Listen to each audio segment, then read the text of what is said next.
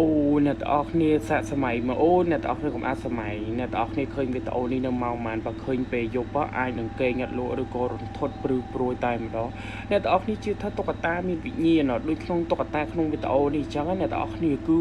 ពេលម្ចាស់កាមេរ៉ាហ្នឹងគេព្យាយាមថតទៅលើតុក្កតាហ្នឹងគឺតុក្កតាហ្នឹងវាកលៀបភ្នែកមើលទៅតាមកាមេរ៉ាហ្នឹងអ្នកទាំងអស់គ្នាអូយាយមែនបើសិនជាខ្ញុំជាអ្នកដែលកំពុងតែថតវីដេអូហ្នឹងម្លងពេលហ្នឹងវិញគឺខ្ញុំនឹងគ្រាន់តែខ្ញុំថតអាតុក្កតាទី1ហ្នឹងគ្រាន់តែបើកកាមេរ៉ាបាន3 second មកកលៀសភ្នែកមកខ្ញុំអញ្ចឹងខ្ញុំធានាថាខ្ញុំនឹងរត់ចេញលឿនហ្មងយាយមែនខ្ញុំអត់នៅឈរបានថតដោះអ្នកចេញវីដេអូឲ្យអ្នកទាំងអស់គ្នាកំពុងតែឃើញអញ្ចឹងទេអូយាយមែនរន្ធត់ណាស់អ្នកទាំងអស់គ្នាឧទាហរណ៍អ្នកខ្លះគាត់ចូលចិត្តតុក្កតាគាត់ទិញតុក្កតាមកដាក់ឡើងពេញផ្ទះអ្នកទាំងអស់គ្នាប៉ុន្តែតុក្កតាខ្លះវាស្អាតអីចឹងវាមិនអីប៉ុន្តែតុក្កតាប្រភេទនេះមុខអាក្រក់អូយមិនថាមិនគេអ្នកទាំងអស់គ្នាមុខអាក្រក់ហើយវាគួរឲ្យខ្លាចហើយអ្នកទាំងអស់គ្នាសាកសម័យមើលបើយើងដាក់វានៅក្នុងបន្ទប់គេងយើងណាហើយយើងកំពុងតែគេងហើយតុក្កតានៅកលៀជើងហើយពេលបិទភ្លើងពេលបិទភ្លើងដេកលេងវា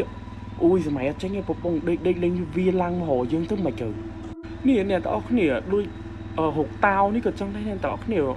បៀបថា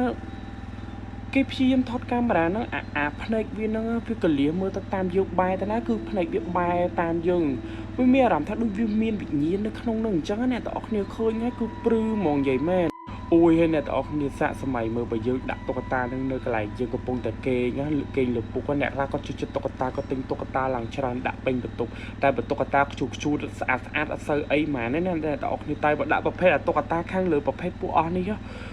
អូយខ្ញុំមានអារម្មណ៍ថាពេលឧទាហរណ៍បើយើងដាក់នៅខាងគៀនហើយយើងមិនមានខែមួយដេកត្រូវដាក់ខាងគៀនឧទាហរណ៍បើយើងដេកទៅយើងដេកបាយខ្នងត្រូវបាយខ្នងទឹកខានតុក្កតាហ្នឹងមានអារម្មណ៍ថាដូចមានអីដូចវាកំពុងតែមើលមកយើងអញ្ចឹងណាតែអត់គ្នាមានអារម្មណ៍ថាដូចមិនមានតែយើងនៅក្នុងបន្ទប់ហ្នឹងឯងខ្ញុំធ្លាប់ការប្រហែលជាប្រហែលឆ្នាំមុនខ្ញុំទៅលេងផ្ទះមិត្តភ័ក្ដិខ្ញុំណាតែអត់គ្នា